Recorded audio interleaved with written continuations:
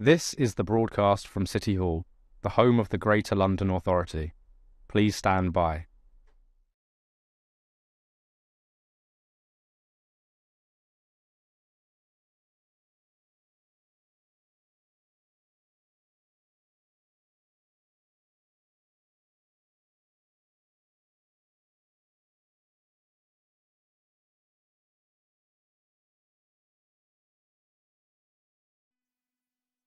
This is the broadcast from City Hall, the home of the Greater London Authority.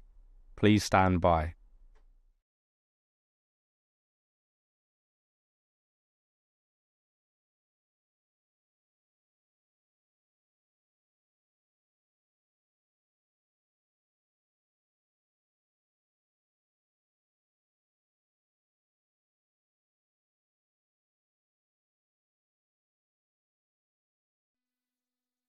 This is the broadcast from City Hall, the home of the Greater London Authority. Please stand by.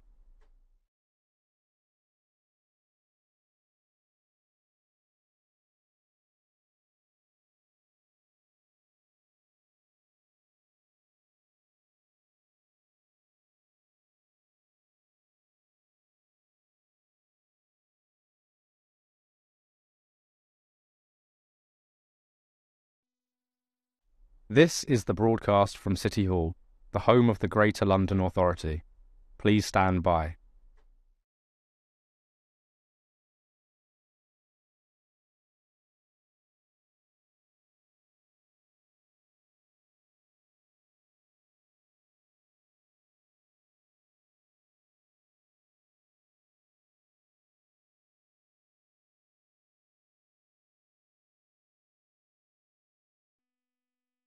This is the broadcast from City Hall, the home of the Greater London Authority.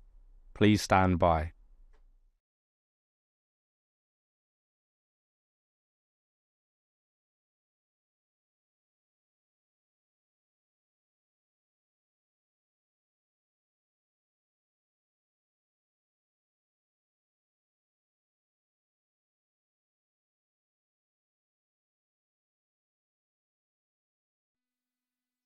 This is the broadcast from City Hall, the home of the Greater London Authority. Please stand by.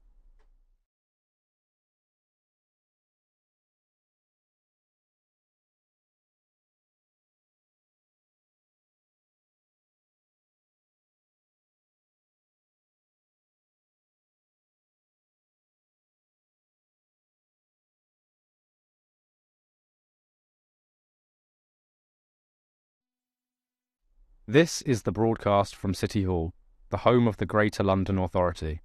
Please stand by.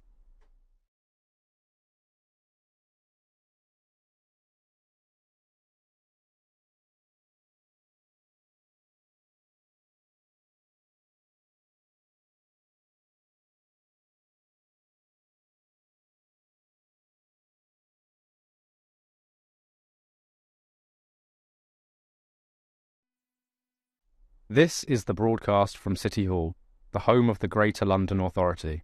Please stand by.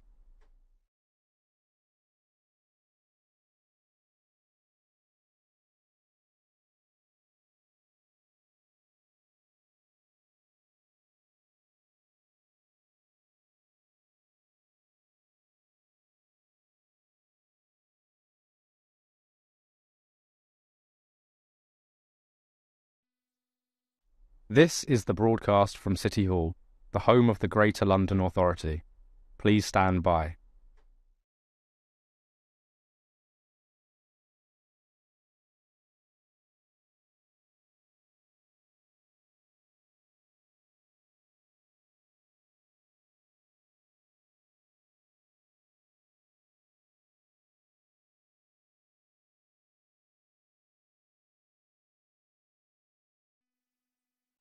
This is the broadcast from City Hall, the home of the Greater London Authority.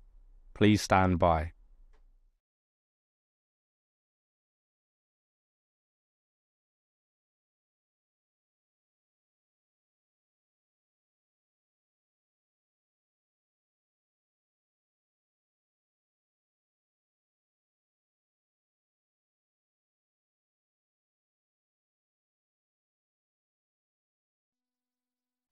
This is the broadcast from City Hall, the home of the Greater London Authority. Please stand by.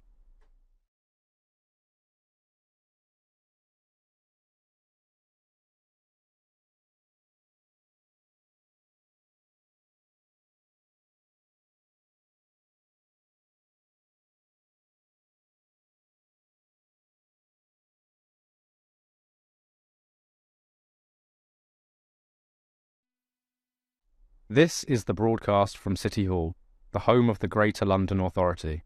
Please stand by.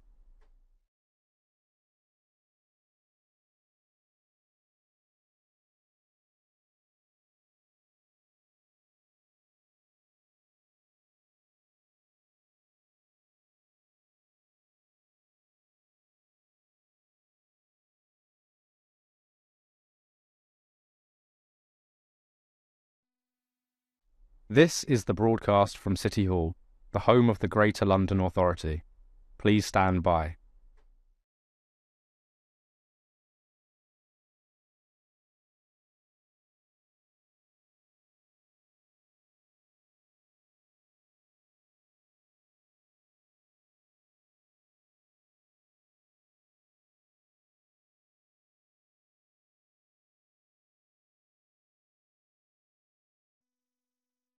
This is the broadcast from City Hall, the home of the Greater London Authority.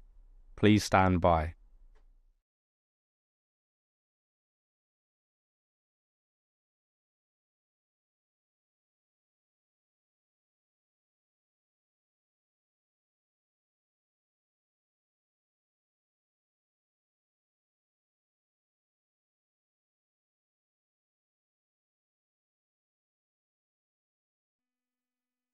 This is the broadcast from City Hall, the home of the Greater London Authority. Please stand by.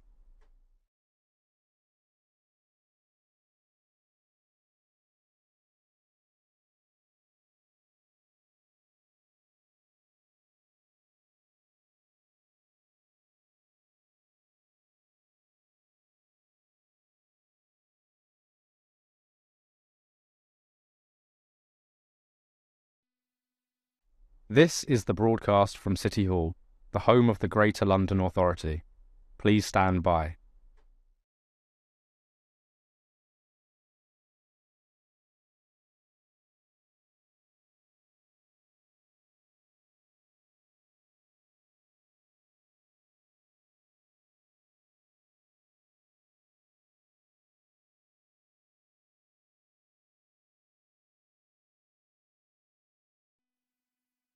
This is the broadcast from City Hall, the home of the Greater London Authority. Please stand by.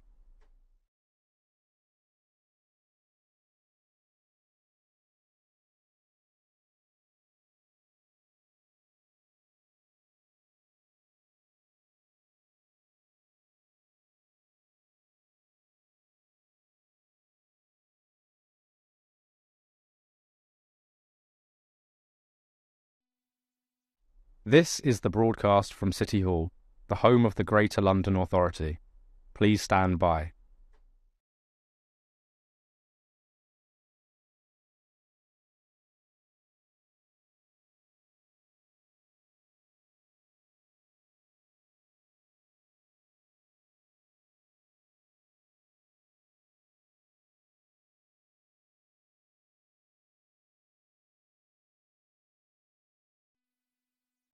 This is the broadcast from City Hall, the home of the Greater London Authority. Please stand by.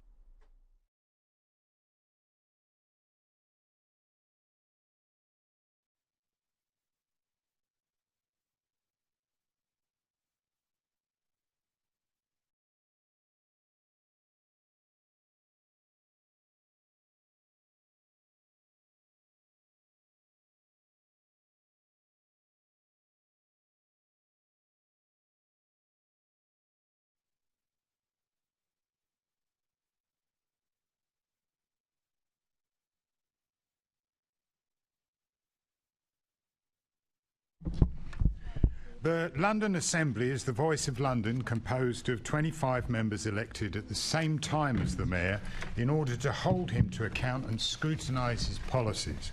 Can I welcome members, officers and the public here in the gallery, and there is a few in the gallery, and watching on the webcast to today's London Assembly plenary meeting. So, as a plenary meeting of the Assembly means that all members are invited to attend.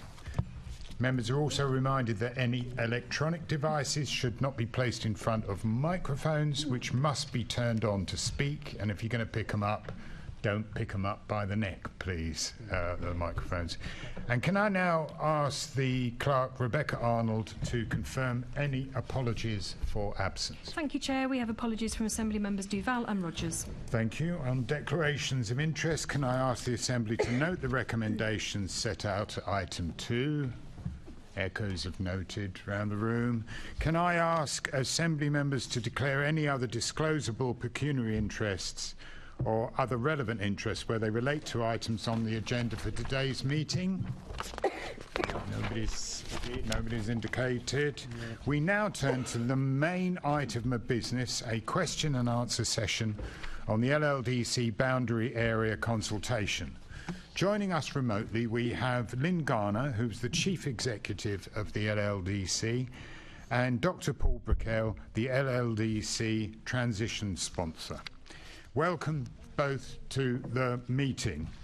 There will be a lead-off question from me as chair to both our guests. Assembly members may then put supplementary questions to our invited members.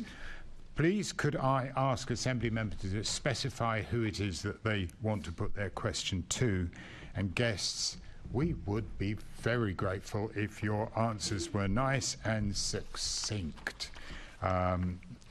I will first take an answer from the Chief Executive of the LLDC, and I will then come to the LLDC transition sponsor. So the question is to Lynn Garner: how will Londoners benefit from the proposed London Legacy Development Corporation boundary changes? Thank you, Chair. And I will keep it as succinct as possible, just focusing on those primary benefits as we see them. Firstly, the evolution of the organisation will see a smaller organisation, smaller governance, and a tighter boundary to the park and the assets that the Mayor owns. And not unsurprisingly, that will see some cost benefits to London taxpayers in the first instance, and they were shared at the Budget and Performance Committee last year when we were asked to put forward the first year of transition budgets for 2025. So that's the first thing to mention. Secondly, the governance will become a much tighter governance, a smaller number of board members, a maximum of 10 is what we're hoping for. And the Mayor will be represented, of course, but so will all of the 3 boroughs that have land within the new boundary. And that means that because there are only 10 members, there'll be much more influence from the boroughs across that board in terms of what comes out of that Legacy Development Corporation over the next few years. And that's around remaining development and critically inward investment to aid socioeconomic difference on the ground for people living in those areas. I mean, I'd say they were the 2 principal benefits, Chair, not wanting to spend too long on this point. Thank you for that answer. I will now be going to, I will be calling in a particular order a spokesperson from each group. The first supplementary question is from Assembly Member Fortune. Thank you, Chair. Just quickly before we get into some of the questioning, Lynn was saying there that the Mayor will be represented on the board. I think it's a bit of a shame he's not here today. He was invited, but we haven't got a Deputy Mayor either, so we've got no political oversight actually at this meeting. And you know, we're having the meeting virtually as well. I feel like I'm talking to a shop window at Dixon's or something. There's tellies everywhere. So that's a bit of a shame. I'm quite new to this brief, so I've been reading up on this over the last couple of weeks. A question that's persisted for a while around this is why not just stop it? Why not just close it? Why not just wrap it up now? I wonder if you could, Lynn, if you could give us maybe just a minute on why we can't do that straight away.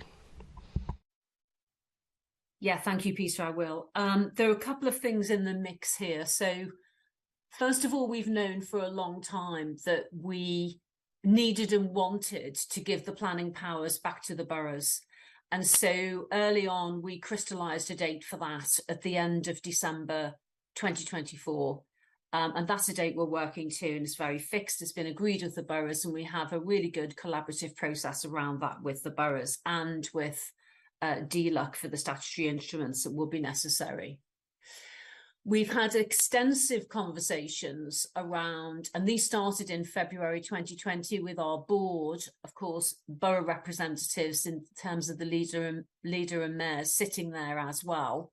So very engaged, and with the mayor's office around, okay, when the planning powers go back, what is left to do? And therefore, in following a form follows function stream of thought, what needs to be in place to do those things.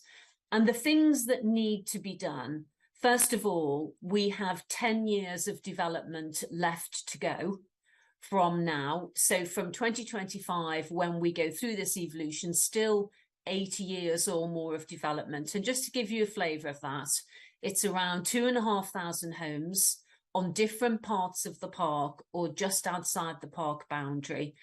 So 2 sites in the Pudding Mill Lane area, a significant site right next to the V&A Museum, and the huge amount of housing on the park itself in Eastwick and Sweetwater, right in the middle of the park near Here East. And altogether 2,500 dwellings. So there's quite a lot of development still to do. Those developments are in either a contractual development agreement with LLDC, or they're in formal joint ventures with LLDC. Interestingly, we were very alive to the fact that for the joint ventures in particular, the GLA is investing capital equity into those joint ventures.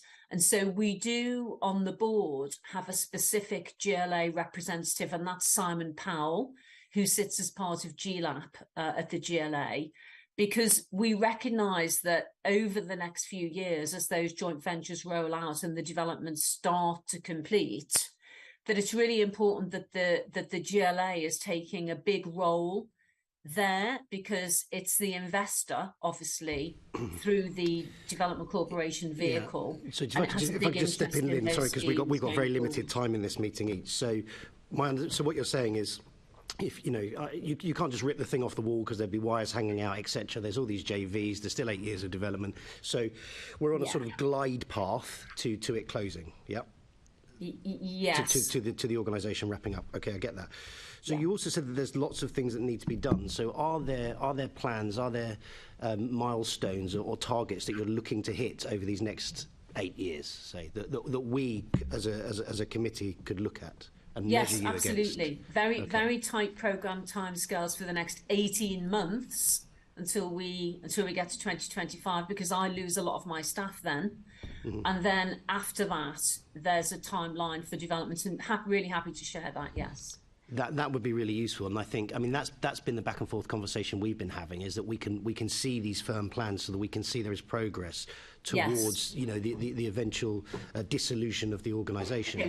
Totally. Do you have, and it wouldn't be for us to set this, but do you have a sort of idea of when that sort of formal dissolution might be? 8 years, 10 years? Well, actually, the development tail is about 8 to 10 years after 2025. Okay. I see no reason why we would need to carry on with the Development Corporation right to the end of that period. But I think a degree of confidence might see us looking at a further transition, say, in 2030. That would make sense to me. I don't know what Paul would say, because he's been in charge of this, but 2030 would seem sensible to basically get rid of, if you like, the Development Corporation bit. because what would be left would be an estate management job, I think, in principle. So that sounds really useful to get that commitment to get those plans, the tight ones over the next 18 months, and then the perhaps slightly looser ones afterwards. Because I think then for us as a committee, we can do our role in terms of the scrutiny function. Yes. Otherwise, we're just going to be having meetings about West Ham until you sort of come back to us and say, right, we're closing in a year. And that's not an effective way, I think, for us to work in partnership. Paul, is there anything you wanted to add before I wrapped up? Only just to pick up that last point, there will be a task of, managing the estate forever. Yeah. And so as we get closer to that next stage, we are going to have to think together about who does that. It won't be LLDC, but does it need a new kind of organisation of some sort, or where do we locate that? And so that would be quite an important discussion for that time. That's really useful, thank you. And then, so those plans will be shared with Sakina, our glorious chair. Yeah. Brilliant. Okay. Thank you very much, Chairman. I now call on Assembly Member Berry to ask a question. Thank you very much, Chair. And I would like to direct my questions towards Lynn, if that's all right. Great. Sorry, I'm just waiting to see which camera to look at. Which one is it? Where is the camera? Should I just look straight ahead and see what happens? Okay, great. Lynn, hopefully I'm looking at you now. I want to talk about the fixed estate charge, if possible.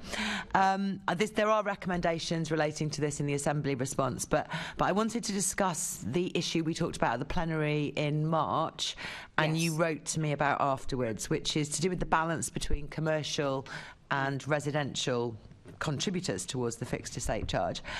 In your letter of reply, you explained that currently commercial occupiers provide 70% of the fixed estate charge income, and residential tenants make up the rest, but the plan is for the ratio to adjust to 50-50 by 2040, and the reason you give for accepting this change in balance, which is obviously less favourable to residents, is because you don't, and this is the quote, envisage commercial occupiers having an appetite for the change that we've asked for.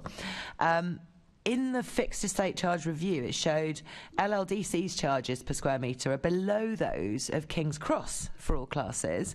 And this is despite the fact that, and this is what the review says, King's Cross does not provide benefits such as close proximity to world-class sporting facilities at affordable price points. So can you clarify, you're actually saying it's just too difficult for you to go and do that in an admin sense, rather than something that isn't justified by the relative payments that you'd get? Or is it the other way around, that you think that the commercial occupiers don't want to pay the amount? I think there are two things in here, and one of them is not addressed in the response. And the first one is that I think it would be useful to know, would it not, and we should dig it out, why the rates were assessed as they are in the first instance. So what was the rationale that informed how much the residents should pay and how much the commercial company should pay? And I think we should have a look at that, because it seems to be good practice. Secondly, in looking at this, whether we like it or not, the practicalities are that the contractual arrangements are built into the leases that run with the land. So what we're saying in our response is that I think we could open that conversation. We could consult with those commercial operators along these lines and see whether they were willing to shift in that direction. I think what the letter is saying is that it's hard to see them having an appetite for that, but we haven't opened up that conversation. And frankly, there's nothing to stop us doing that. If you would like us to persist with that, I'm happy to write to those commercial operators and to put the question to them with all of the facts, including the amount that the residents currently bear. Okay, that's really helpful, thank you. Yeah, it doesn't seem right to me to just keep squeezing residents when potentially you might have commercial occupiers who recognise the unfairness of this at the moment. And so, yeah, let's keep going with that conversation. We'll probably put in some written questions to get some more evidence and see what we can find out more. But for the time being, that's really useful that you're willing to keep talking about that. Thank you. Thank you. Assembly Member Sheikh. Thank you, Chair, and good afternoon to Lynn and Paul. It's good to have you join us here. So obviously we are not concerned, but we're wanting some more clarity about how the boundary changes will affect the ongoing 2012 commitments and the vision for the Queen Elizabeth Olympic Park. So can you please provide some more detail and build on what you've already talked about in terms of these commitments and how the LLDC will continue to deliver on them? I think it'd be Lynn, really I'll helpful lead on with if Paul talks to that one, actually. Okay. Yeah, Paul? I mean, yes. So in some respects, things won't change. I mean, obviously, a lot of the benefit actually comes from the management of the estate, and having the high quality park and the high quality venues in the high quality environment is very important for maintaining the business cluster, the coming academic cultural cluster, community use, and all those things. So, you know, having the estate management piece continuing to be at the heart of what we do is very important. So, and that won't change in any great senses. We are, as part of the changes that will happen in 2025, going to have less resource. So we'll reduce the size of my team. So mine is the team that leads on the socio-economic benefits, so the education, training and skills, and that team will get much smaller, and the budget that we have, which has been generous in many ways, will get much smaller. There'll be a core team there. And so that will present some challenges. I mean, I think we have made very good progress with and significant impact with local communities in terms of the things I've mentioned, in terms of the benefits. And our team won't be there to lead that in the way that we have done anymore. The good news, however, is that we have assembling on the park a group of institutions, particularly the universities and the cultural institutions, whose business it is to reach deep into communities, who want to reach deep into communities and reinvent themselves, really, in terms of the diversity of the people who attend them, study at them, work for them, and so on. And so I'm encouraged by the way that all of them have worked with us over the last 5 or 6 years to get to know local communities and to begin to bring the educational and the employment and the training benefits to them. So I think, and that's before they've moved into the park. And I'm mainly talking about the East Bank partners, but there are others around too. So I think a big part of our task is to help them to step up into the leadership space. We've led them quite often and convened them and convened this work, and we're helping them to step into the space of leadership. Obviously, our allies in that are the boroughs. The boroughs are as concerned as we are and as you are that their residents continue to see the benefits of all that happens, along with the rest of Londoners. So I think there'll be a big change in terms of the resource that's available. And that's not without its challenges. But we are in the midst of working that out. It's not as if we're going to be starting in 2025. We've been on this journey for a number of years. No, absolutely, Paul. Thank you. And I think, as my colleagues on the Assembly have already alluded to, I think that idea of building up that leadership in order to begin to phase out the LLDC is something that the Assembly are quite keen to see plans around. So thank you for drawing attention in particular to East Bank, which I think has done a lot to retain local engagement. Just finally, I know you'll be coming to speak to the Planning and Regeneration Committee about your inclusive economy strand of work, but I was hoping for the Assembly you could lay out aspects of that strategy and what you hope to come from that. So I mean, really, this starts with, I suppose, the piece of good news that I've alluded to, which is the boroughs coming together. As you will recall, the local authorities of the boroughs, actually 6 boroughs, came together very effectively before the Games and set out what they then felt was their joint strategy, which they called convergence. That sort of dissipated rather, but in the last couple of years, the 4 boroughs, so Hackney, Waltham Forest, Tower Hamlets and Newham, come together to reboot the Growth Borough Partnership with the 4 of them, and really with us wanted to formulate, okay, so what are our ambitions now in a new world, and what will be our strategy now in order to ensure that what happens in the park particularly supports their ambitions for an inclusive economy. So the first piece, I suppose, is that this is a sort of statement of the 4 boroughs and us and the GLA, actually, of coming together and saying we want to work together to make sure that the park delivers what we need it to deliver. So that's the first thing, and we're sort of through that phase. The second phase, which we're not quite at yet, which I think we'll want to talk to you about, is how do you then measure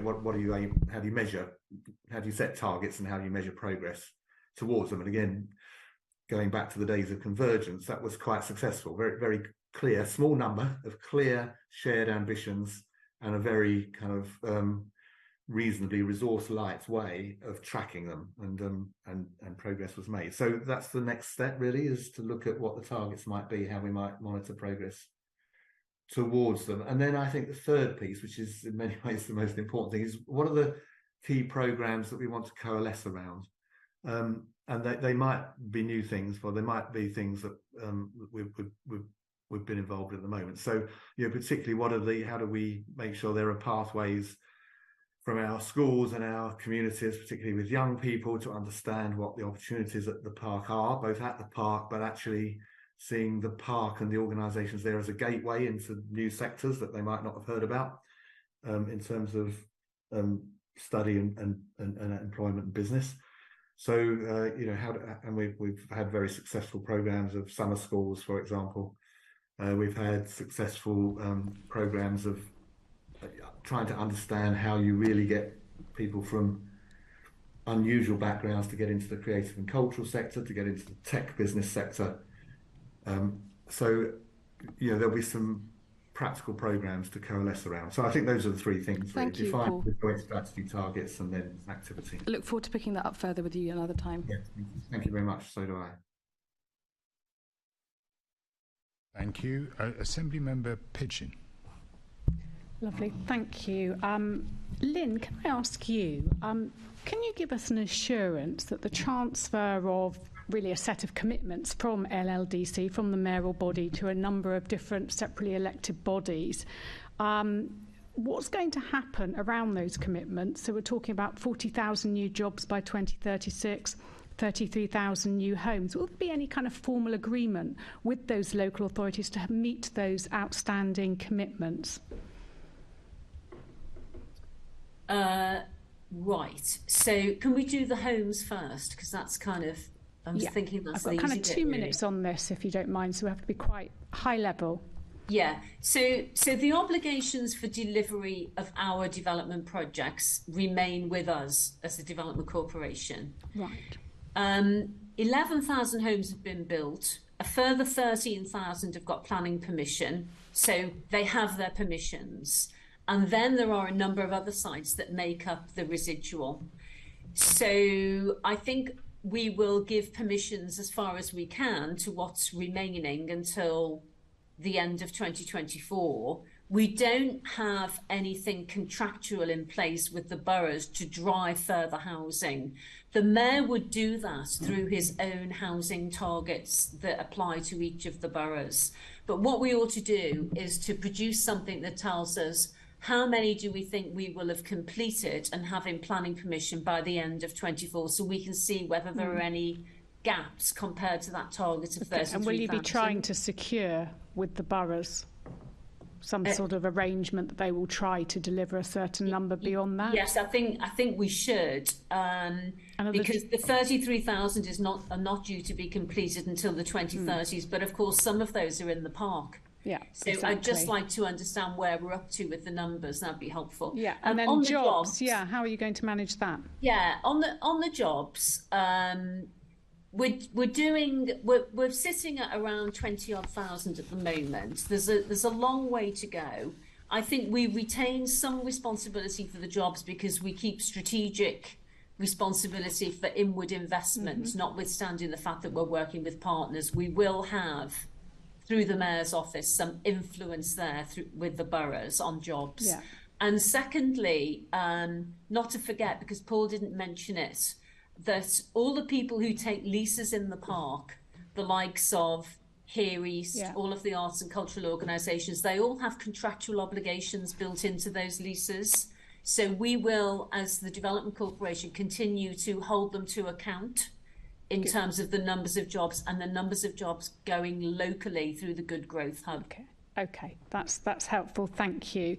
Finally, I wanted to ask you about Stratford Station, because I really support, and we've met and talked about this, a business case for redevelopment, but it's no longer going to fall within the LLDC area, yet usage of the station continues to grow. So what reassurance can you offer us today that the redevelopment of Stratford Station will not be adversely affected by it falling outside the LLDC area? Yeah. So what we've done as LLDC is we've taken the lead in enabling this strategic outline business case to come forward to government. It's being lodged this month. We'll then go forward into an outline business case and do some further work on the options, and that will take another couple of years. So we will be at the end of the Development Corporation by the time we come forward with some more detailed options. However, we have a really strong partnership board with TfL, Network Rail and the London Borough of Newham sitting around the table.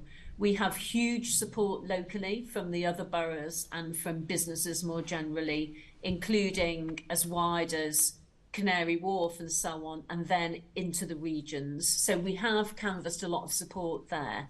What we're hoping to do is, before we evolve the LLDC itself and start to reduce our resources, is we will bring together a firmer partnership, and we'll be looking to what kind of delivery models we might put in place. But we LLDC will not be leading that project unless the Mayor decides that that's something he wants to invest in, which would be a completely separate decision. But you're ensuring there'll be that coordination beyond that. Yes, that's really reassuring. Thank you very much. Yeah. Thank you. I now move on to those questions. Random question, random order. Assembly Member Russell. Thank you, Chair. And I realise I need to declare a non-pecuniary interest in that I'm a member of Living Streets and also of the London Cycling Campaign. Lynn, this is for you.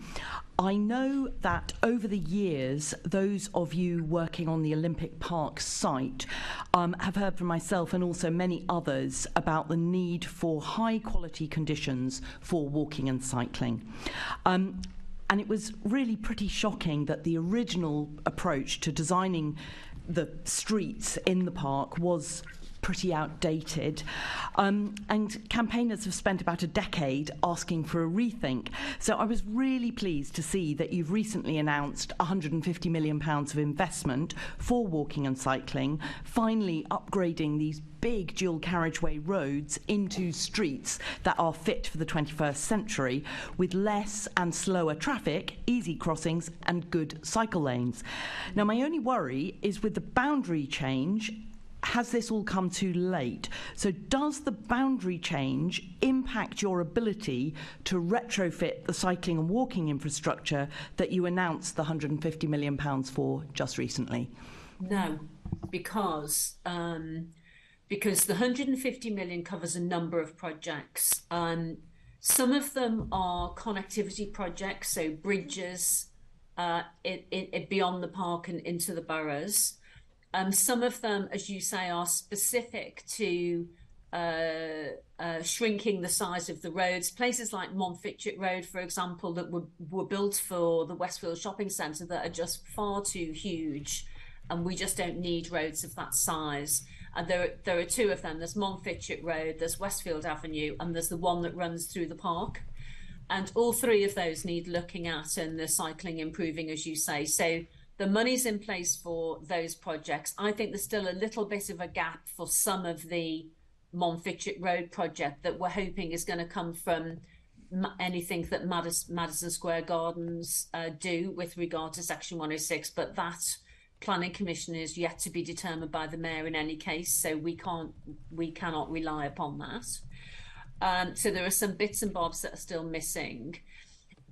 What I will say, in order to be completely transparent about this, is there are some projects we would have liked to have done that are not included in the funding envelope, including some changes to the Bromley by Bow road junction, where we had secured funding previously from TfL, and that's had to have been put on hold because of TfL's financial difficulties. So there are one or two that we won't be able to complete, but we feel confident that all 20 of the connectivity projects, that's what we call them, will be either completed or they will be handed over with an exit strategy by March 2025.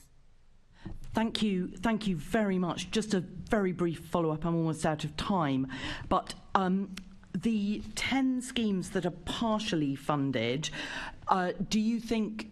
Are you saying that you think you will be able to get funding for those? There are. I don't know. It depends. We'll need to work in cooperation with the boroughs. It may be, you see, that some schemes could get SIL or Section 106 money from planning permissions that will be given by the boroughs in the future. So, you know, it will depend on their relative priority within each borough. And so we are proactively working on, as we're calling them, exit strategies, because we need to exit. Excuse me, we must come to a conclusion the on boroughs that will question take a huge role. Thank you. Thank you, Lynn. With the Bring Group being out of time, the next I have on my list is Assembly Member Devonish. Hello, Lynn. Good afternoon. You mentioned you're going to come through another 2,500 homes in due course. That sounds a bit low in terms of your original figures. Could you just write to us all with the figures that you actually have delivered and what the totals will be by the end of LLDC, please? Yeah, no problem. Yeah. Thank you.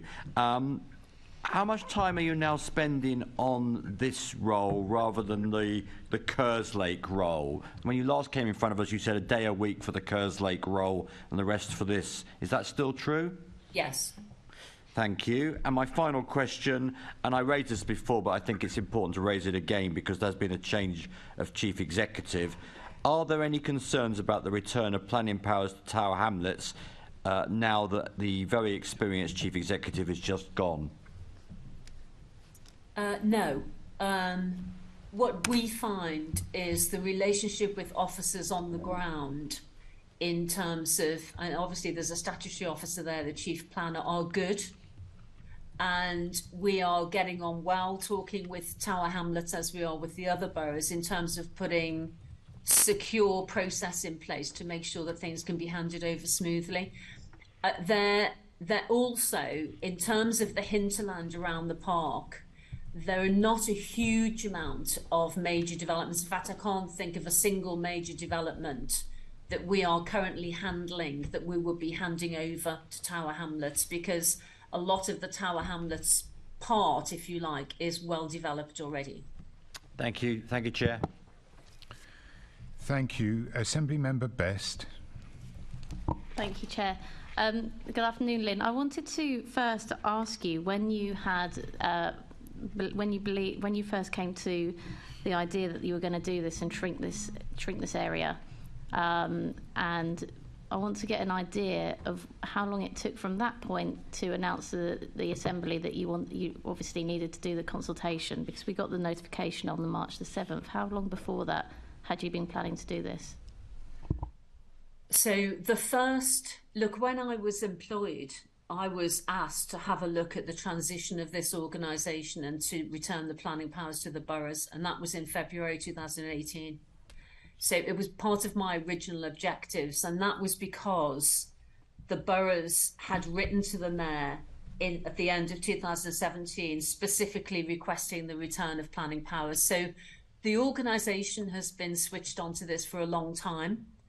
What we needed to do in the first instance was agree that date, and there were some quite lengthy debates over when that date would be, not least actually because I don't know how much appreciation you would have, but it's actually quite complex to extract all the planning policy over several years and the various schemes and put it back into the boroughs. When you consider all the different IT systems and different policy positions, there's quite a lot of actual work to do that will physically take about 2 years. Now, the reason I'm talking about this and not the boundary is one informs the other, because as soon as you say you're going to give the planning powers back, then you naturally, as a development corporation, don't need the influence beyond the land that you own.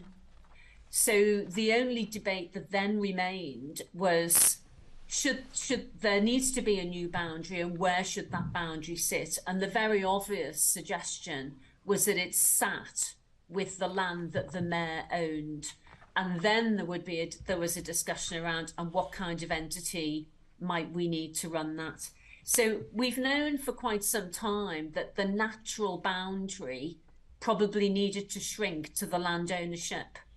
And the mayor made the decision that he wanted to keep a development corporation, but he's obligated by law to properly consult on the actual boundary, because the MDC is shrinking in that regard. Yeah, it would be nice to know what the mayor or even the deputy mayor thought, but we won't go into that again because we can't ask them today.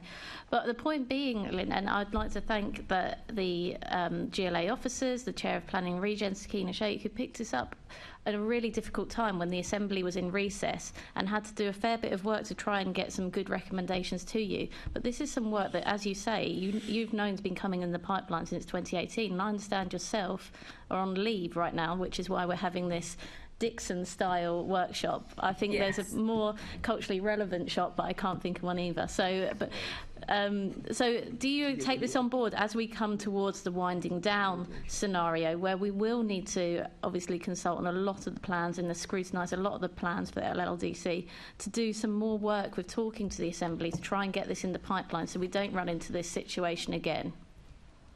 I think it might be helpful, and it's for you, obviously, if you want to make the recommendation that as we evolve this organisation going forward over the next few years, that there's more involvement and discussion with the Assembly and what that looks like, because as Paul alluded to, there are quite a few decisions to be made as to what any future organisation might look like in terms of protecting the asset that is the park and the venues. Yeah, I think a commitment to better joined up working and letting us know the pipeline is a good one. I just wondered if you had taken a moment to look through the recommendations of the Assembly, and you thought, if you had any thoughts on them. I'm not sure we've had them. I haven't seen them. Have you, Paul? No, you're shaking your head. So they're published in the paper today that you're here for, so I would have hoped they might have been read. I don't think we've had them. Well, the public have had them. They've been published, and you're at the meeting here to talk about. I'm sorry, my communication people have not put those in front of me. Okay, because I think whilst you're here, and before we actually agree our consultation response, it would have been really good to know what you thought about our possible response, and I think that would have been a really important part of the Q&A, and obviously you would have had the information to do that.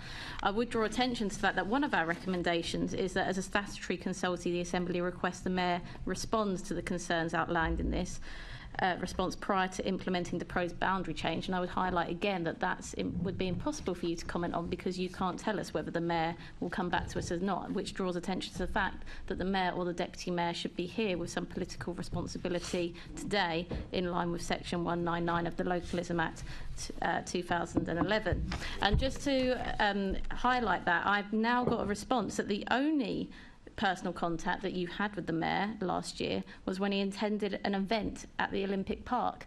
Now, I'm really worried with the fact that he's not here today, the fact that we're looking towards winding the corporation down. Do you think the Mayor will actually bother to be involved with this as we go forward? Well, my principal engagement with the Mayor's office is through the Mayor's Chief of Staff. And I know that through David Bellamy, the Mayor's Chief of Staff, that Sadiq does pay attention to these areas. And thanks, so, sorry, just because I'm short on time, I'll take it through the fact that you heard from a friend of a friend that the Mayor's interested, that he isn't, and we'll leave it there, but thank you. Could I now ask, call on Assembly Member Moema? Assembly Member Moem. Sorry, I didn't hear. I heard a bit of chuntering. I didn't hear any words. Thank you very much to both of you. And I just want to start by saying that I'm very grateful that there is a recommendation around making sure that we keep eyes on the fate of funding to support Gypsy, Roma and Traveller people who were displaced. I think I asked you at the last plenary you were at, Lynn, and that is a recommendation number 11. I've been in touch with my boroughs. 2 of the 4 are in my constituency, so obviously there's a particular interest. And just really quickly go through a few points that Hackney, but also in consultation with Waltham Forest, have put together their consultation response, and the particular points that they would like to see, which are broadly supportive of the proposals.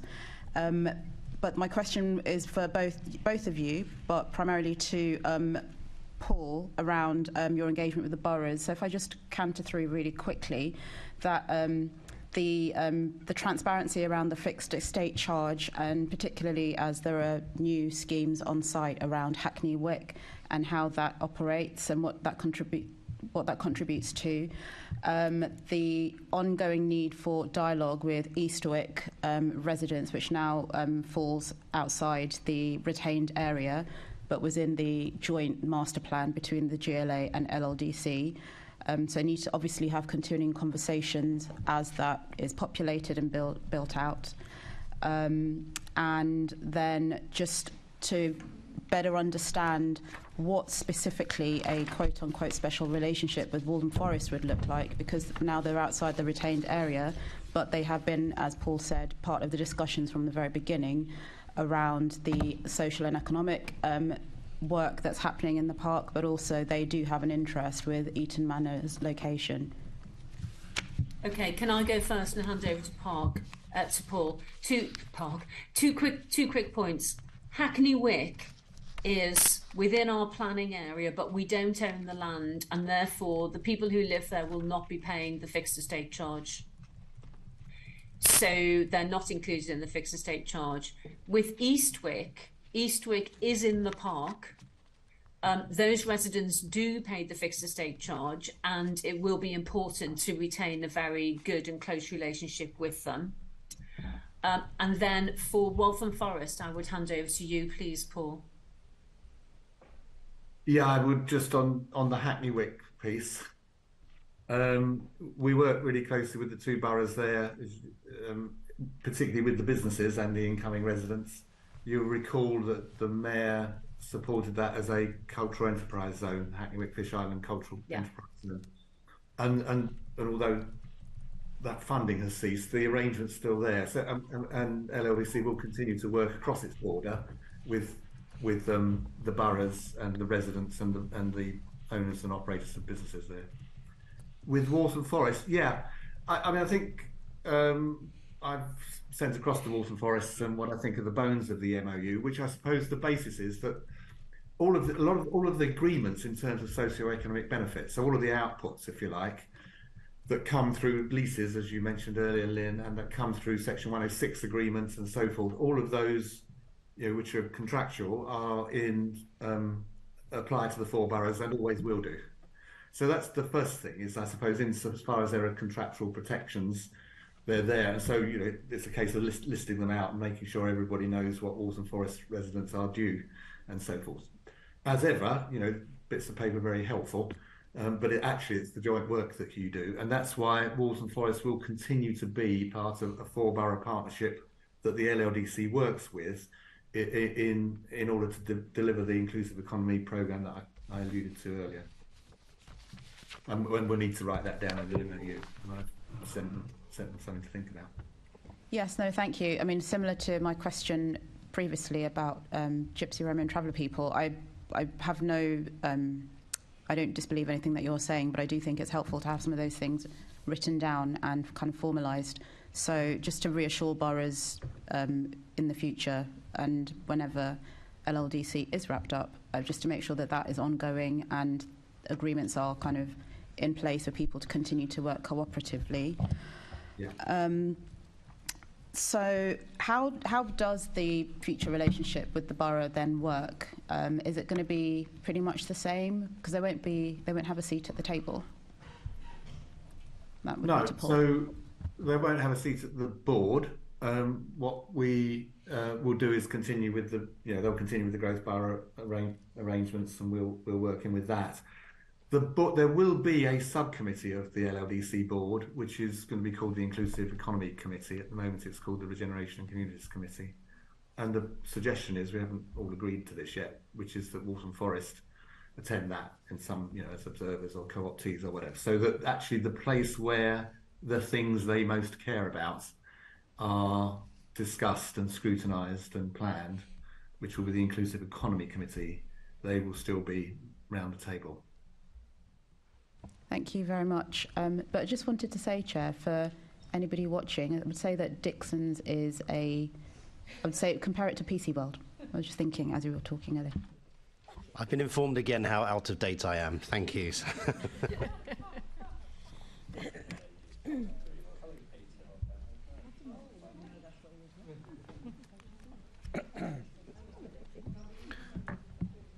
Settle down now. Assembly Member Baker. Thank you, Chair. My questions are initially for Lynn. Obviously, you may wish to pass to Paul, obviously.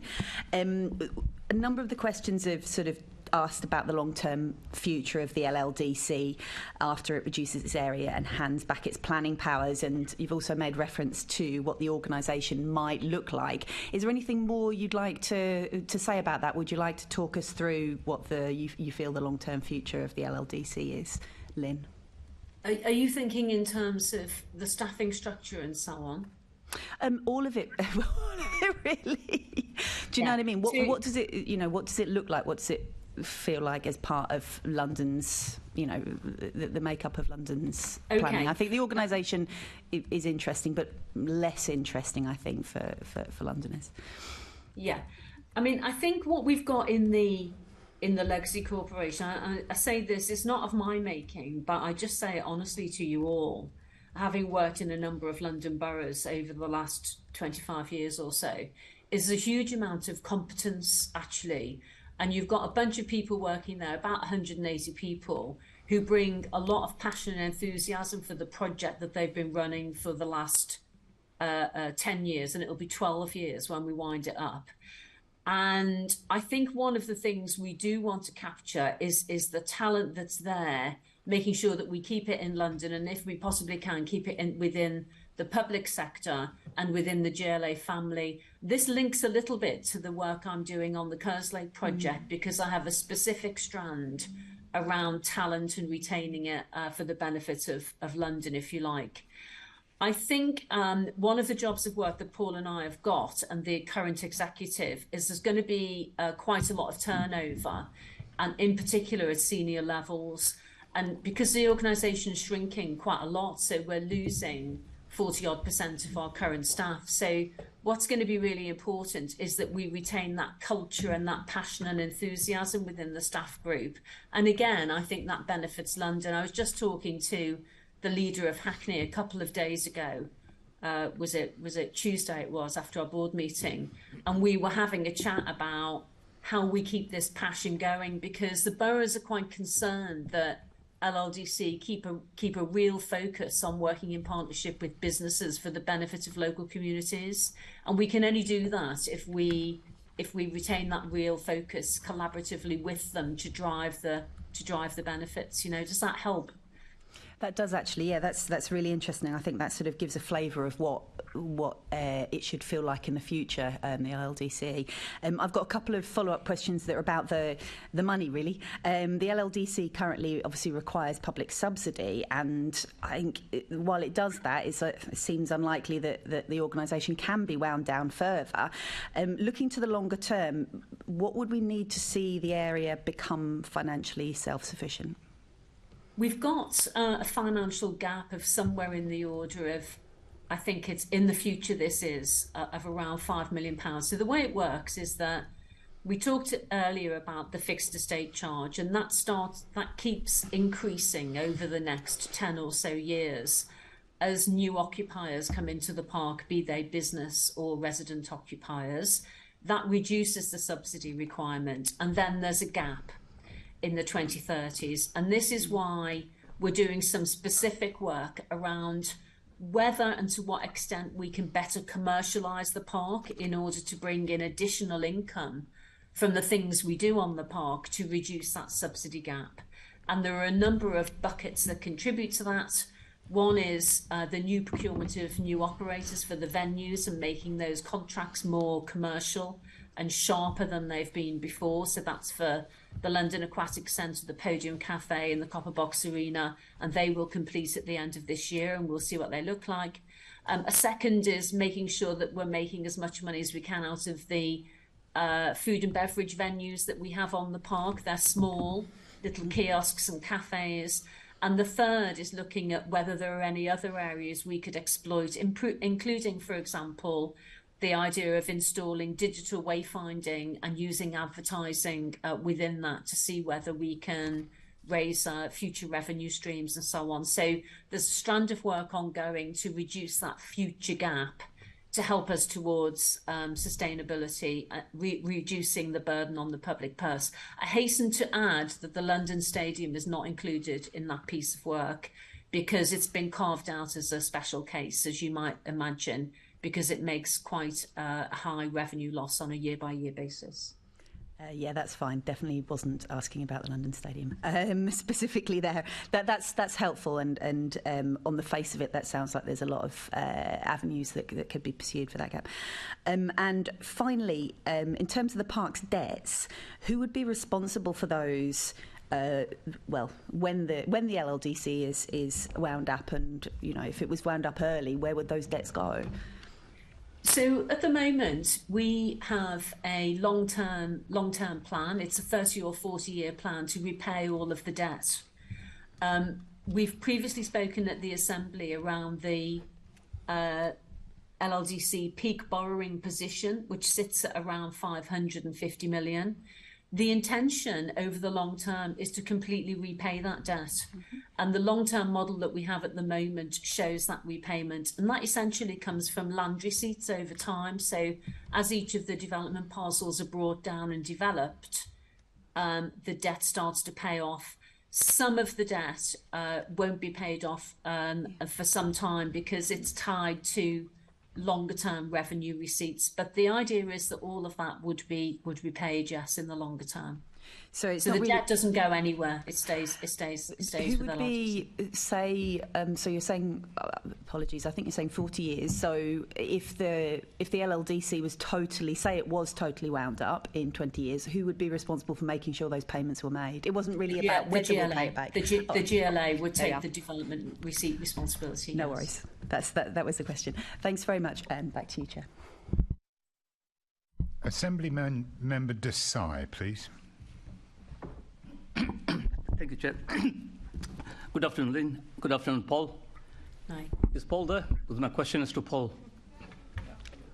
Hi there, yeah, hi, Amish. Oh, there, hi, Paul. So, Paul, what ongoing community engagement will the LLDC have with the local community after its boundaries are reduced? So, the LLDC will continue to have a team that focuses on that. That's the first thing, and a modest budget. It will work closely with the boroughs as well, and with, as I mentioned before, the universities and the cultural institutions and the businesses at Here East and International Quarter London, all of whom already have a whole network of relationships with local communities, but are probably going to need to coordinate that a little bit more cleverly. And so I think the infrastructure is there, if you like, and I think the future LLDC will speak for itself, I suppose. But it would, I imagine, continue to work in the way that we do at the moment, which is, yes, we work with the communities that are on the park, but there will continue to work deep into communities. So there never has been a kind of a geographical restriction to where we can work. So so we go deep into the four boroughs and indeed across London in order to attract young people to summer schools, or attract young people to educational opportunities at the institutions, or to attract people into training provision, and that will all continue. As will, we will continue to promote opportunities for community events on the park and at the venues and all of those sort of things. There'll be no change really in the geographical scope, because we're not tied by our boundary for those things at the moment. So, Paul, first, look, the LLDC has done lots of really positive community engagement work, such as your neighbourhood talks, the Built Environment Access Panel, and I know you're working with others, such as the local boroughs, and these been partners to explore taking this work further post-transition. And this work is welcome, and some of the things that you already just said. But I've got to sort of look at recent experiences with the MSG sphere in particular. As you know, there was significant opposition from the local community, including 1,000 objections to the scheme, plus a petition with over 2,000 signatures. I objected, along with the local MP Lynn Brown, both Newham and Greenwich councils, AEG Europe, who run the O2, and as I understand it, all the elected reps on the planning committee also opposed the scheme. Yet LLDC took the decision to approve the scheme. Therefore, what trust can residents have in the planning system when a scheme which has faced such widespread opposition is approved? Do you want to, just on the first point, you list some of the things that we do. I have to say, though, things like your neighbourhood talks and great get-together are at risk in terms of the funding in the future. And we're going to have to work hard to get those funded. But Lynn, do you want to pick up the planning? Yes. Look, LLDC did grant, its planning committee did grant planning permission to Madison Square Gardens sphere, and of course it's now with the mayor, so it hasn't finished its journey, and those objections will have been lodged with the mayor. In terms of trust, all I can say about this is, first of all, it's a separate statutory process. It's not governed by me. There is a full planning committee. There are 9 people who sit on that committee. 5 of them are borough representatives. 3 of them are from the LLDC board, and there are 4 independent people. They are independently interviewed and appointed to the planning committee. And at the end of the day, that is the decision that was made by the committee in the light of all of the facts and objections that were put forward. I mean, I'm not really sure I can say much more about that, really, to be honest. But Lynn, no, I just could make this point. It's not the process itself, and I know the composition of the board. The fact is that there was such widespread and still widespread opposition, particularly in terms of the scale of the scheme. And the feeling remains that this opposition has just been ignored, people's sentiments have been ignored, and things are just being rushed through. And I'm talking in the context of what's been going on over the last 3 or 4 years. Well, I mean, what I would say is it certainly hasn't been rushed through. This application has been with LLDC for 2.5 years. So I just want to be clear that there's been a huge amount of process around it. And further, that MSG, the applicants, moved a huge amount to put in safeguards to protect the residents against some of their worst fears. There will be a body in place that looks at how the impacts of that sphere are working for local people in terms of well-being going forward. But this is all, of course, assuming that it does get permission, which it doesn't yet have, because it obviously needs to go through a stage 2 process. Okay, thank you, Chair. Thank you. We have, if there's any indications, we have now reached the end of our question and answer session. Just checking, yes. Thank you to our guests. Do appreciate it for answering our questions today. The Assembly has some further items of business to deal with, but you are welcome to leave virtually the chamber. Thank you very much. Thank you, Chair, and thank you, members.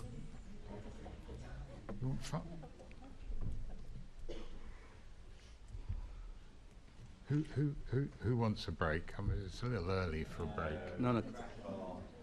Just carry on. Finish. Yeah, I see dissent in all sorts of ranks on that, so I'm gonna plough forward and press on. I'm sorry. We now turn to the consideration of the Assembly's response to the LLDC boundary area consultation. Members will find the recommendations put forward by the Planning and Regeneration Committee at Appendix 2 of Item 3 in the agenda. There's now an opportunity to consider those recommendations, and whether to agree them as the Assembly's response. Can I now ask the Chair of the Planning and Regeneration Committee to make her statement? You have up to 5 minutes. Thank you, Chair. So good afternoon, everyone. As you know, I'm speaking as Chair of the London Assembly's Planning and Regeneration Committee. As you will all know, the LLDC, as we've heard today, launched their reduced area consultation on the 7th of March. This sets out a return to its town planning functions to the London Boroughs of Hackney, Newham, Tower Hamlets, Waltham Forest on the 1st of December 2024.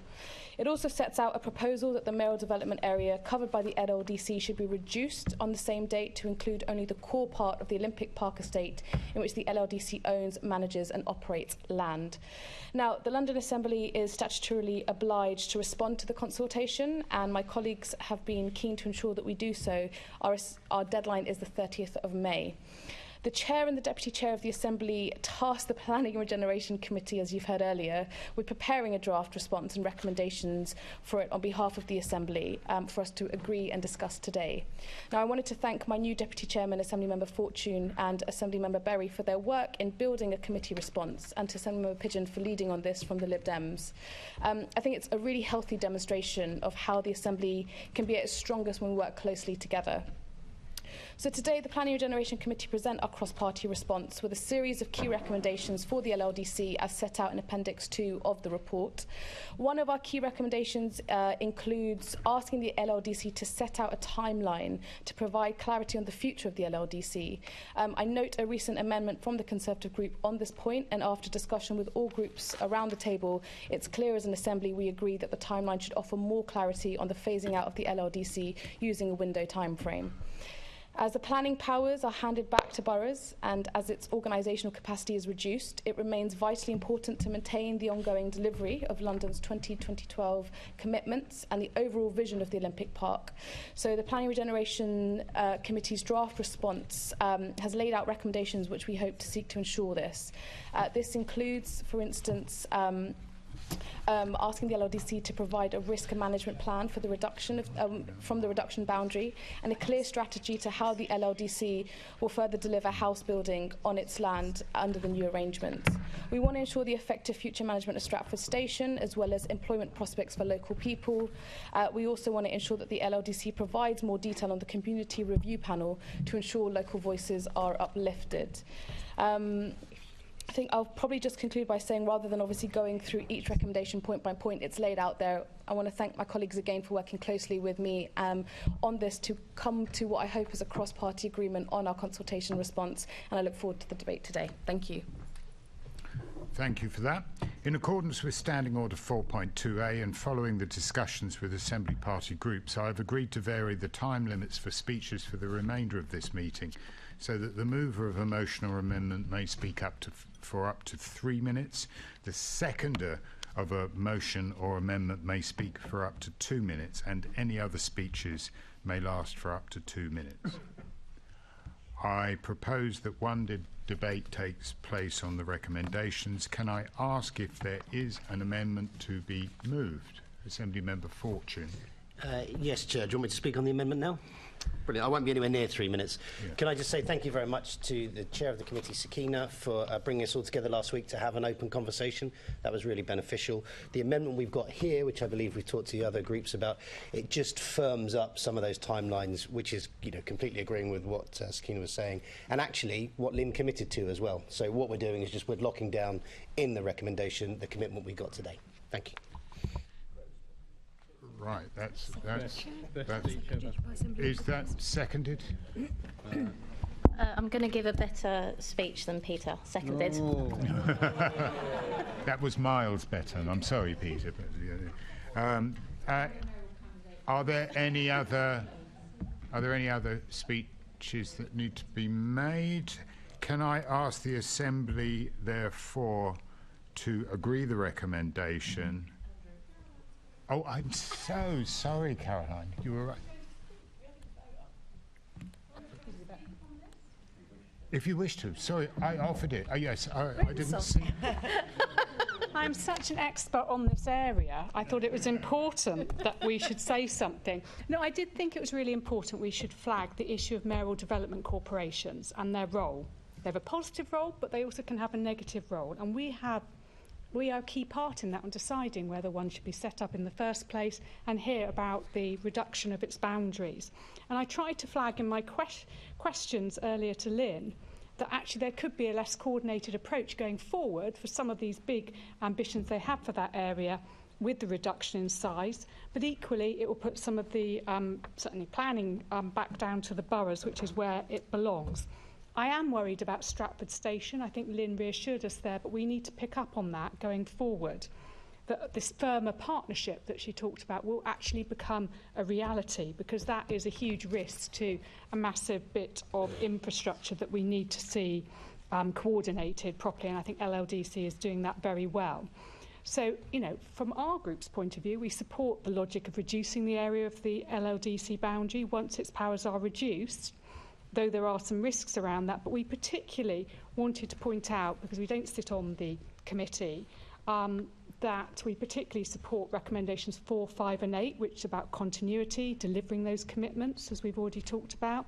Recommendation 9 on Stratford Station. But absolutely, and this amendment that's come forward today is spot on, and the discussion I thought we had with Lynn was reassuring, that we need to have clarity on when the end date is, because there is a danger that MDCs can simply run and people justify why they're there, and actually we need to be very clear. They were there to deliver something, there's a time limit on that, and then we need to move into more management of the park going forward.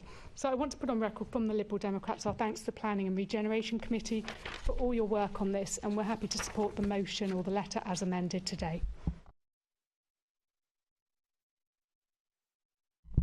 Apologies for not seeing anyone earlier. Sorry, it must be the glasses. Assembly Member Berry, I do apologise. Can I ask for clarity, Chair, on whether or not the amendment's been accepted formally and whether we're going to have a vote? Rebecca, could yeah, you... thank you. So on this occasion, the amendment can't be accepted by the Chair of the Planning and Regen because the recommendation before you is for the Assembly as a whole. So, but the Assembly could, if it wished to do so, if I'm hearing unanimity around the table, the Assembly could simply wish could simply indicate that it accepts it without a further vote, if that's what you wish to do. And we could then vote on the substantive as amended if that is the case. Great. In that case, I do have a few words to say, which do not include the words my group will vote for. That's what I was just checking. Again, my thanks to the committee chair and everyone who's put their thoughts into this. I thought the session we held with LLDC was incredibly practical. You know, not in a political way. We were really thinking practically about the goals that we all share for things to go back to the boroughs, which is where they should be in the end, but also for there to be sense and clarity in the transition. And I think what we do want, and what this amendment does do, is put a bit more clarity into what we're expecting back from the LLDC in terms of its wind down, the dates it expects to do it, and that gives us measurable targets which we can then question if we need to. Maybe they're too long, maybe they're too short, and also gives us things we can scrutinise in the future. So I think it's just a really practical set of recommendations and an amendment that makes it even more suitable for our future scrutiny. So I commend it to everybody. Thank you for that. Can I take the amendment as tabled? No objections to that. Can I ask the Assembly, therefore, to agree the recommendation, namely that the Assembly notes the answers to the questions asked and agrees its amended response to the LLDC boundary area consultation? Is that agreed? No division required. Thank you very much. So, I would...